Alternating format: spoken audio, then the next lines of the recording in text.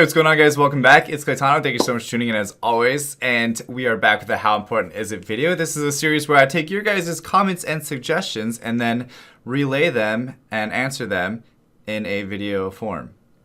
Hey, welcome. All right, today we are answering a question. But before we get into that, guys, if you guys want to be responsible for the next video, all you guys have to do is comment your suggestions down below. If you don't have anything that comes to mind, just go through the ones that you like and then just put a little upvote on those ones because those are the ones that I look at first, and it helps me decide which one I want to make a video on next. All right. Also, there is a $100 giveaway that I'm doing in July. To be entered into that, just hit the subscribe button and then also comment on the video. The more videos you comment on throughout the month, the higher chance you have to win. So good luck on that as well. All right. Now, today's question is actually from Joshua Estrada. Okay. And he asks a very important question. This question is, how important is a second/dupe nat 5? Should I build it or should I feed it? So I said in a previous video that I wasn't going to make videos too much on this account anymore because I was having more fun playing on the one that didn't have all those crazy nat 5s. But I thought for this video it was appropriate to actually switch over to this one and explain and kind of talk about dupe nat 5s and how what you guys should be doing with them. So for nat 5s, you guys can see like there's obviously a lot of duplicate nat 5s on this account, more so than I would probably really like to admit. Okay. The first thing I want to say about this is never, in my opinion, never feed a dupe nat 5. Never feed a nat 5. Okay, I've fed a nat 5 in the past, but that was just for different reasons, for entertainment purposes. But for normal players of the game, I would say never feed a nat 5 for the reason that you never know when the skills are going to get changed. You never know when it's going to be useful for that unit to be to have two of them. You know, you never know what content might come out in the future that would make having two of that specific unit OPAF. All right. So for that sole fact that you just never know, even if it's a unit that you think dupe Hathor, right? Like something like that, like a unit that you think that you would potentially never, absolutely in any world need two of them, keep two of them, because again, you never know what Comtuous is thinking, and it could potentially be a huge regret later on if you were to feed that. And you know, you guys you don't want to live your life full of regrets, and that's one of them, feeding away a nat 5. You might get another one, but you might not. Okay, that's just what it comes down to at the end of the day. Now that I have that out of the way, where you're never supposed to feed a nat 5, I don't care for skill ups or whatever else, just be patient, you'll get those Devilmons. But there are several units that are actually useful to have two of them. Like Zeros, for instance, is useful to have two. And the reason why is because you can have Zeros ruined so many different ways. So you could have one really fast, you could have one really slow, super huge damage. You could have one that you have on Will, one that you don't really care to have Will on. You know, if you have 5 of them, you could ruin one super tanky. You could ruin one super strong. You could have one very fast. You could have one with high accuracy, just depending on what specific situation you might need it for. So really, having 5 Zeros isn't even enough Zeros at the end of the day. Really, what holds the 5 Zeros back is the fact that I don't have as many runes to go on them to ruin them 5 different ways and still have runes for other units that might be a better option for that situation set aside already. So that's just using Zeros as an example. Let's take another unit where you think, why do I need 2 Junos?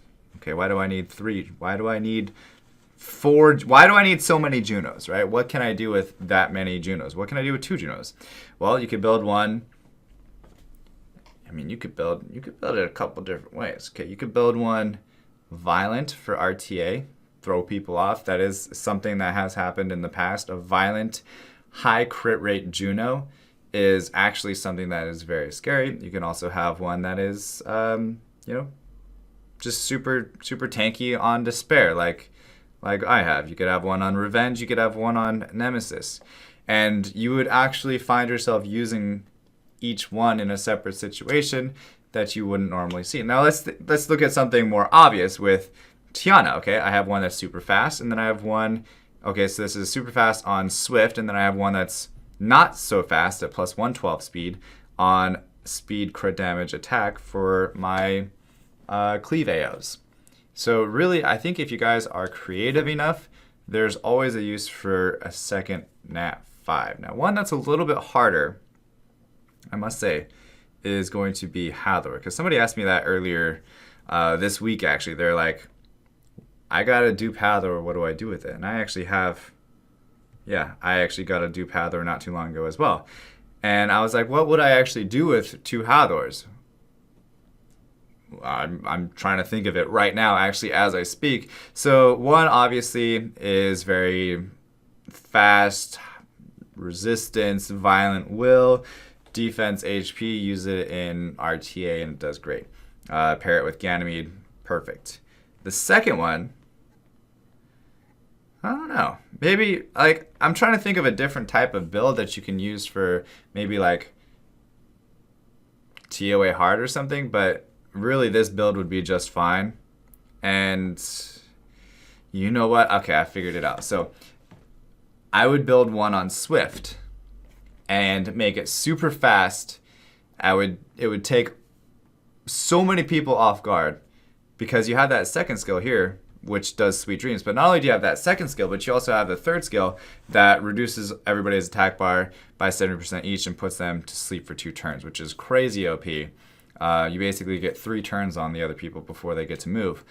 And then if you put it on Swift, you're getting that off right away. So if you know opponent doesn't have will runes or any type of immunity on, then maybe a Swift Hathor would actually work pretty good. This base speed of an awakened one is 99. So it's not awful. It's not the best, but it's not awful. And it could work. So just, again, those are just examples of different nat 5s. I would say there's almost always going to be a way to use a dupe nat 5. It might not be something that you should work on right then and there. Like, say you only have one nat 5. Say you have a Tiana, right? You have one Tiana and you summon another one, and those are the only 2 nat 5s that you have. I would say hold off on that second one for right now. Just build one and hold off on the second one until you get a couple other units that might go with it better and you get a couple more runes, etc. But I would never advise to feed that Tiana because you might actually need it later on in the future. You never know. All right. Hopefully this helped you guys out. If it did, go ahead and leave a like and subscribe. I'd really appreciate it. And again, leave your comments down below what you guys want to see a video on next time. And I'd really love to hear from you guys. Anyway, thank you so much for watching. As always, stay soupy, don't be potatoes, and I will see you guys next time. All right, peace. I run away.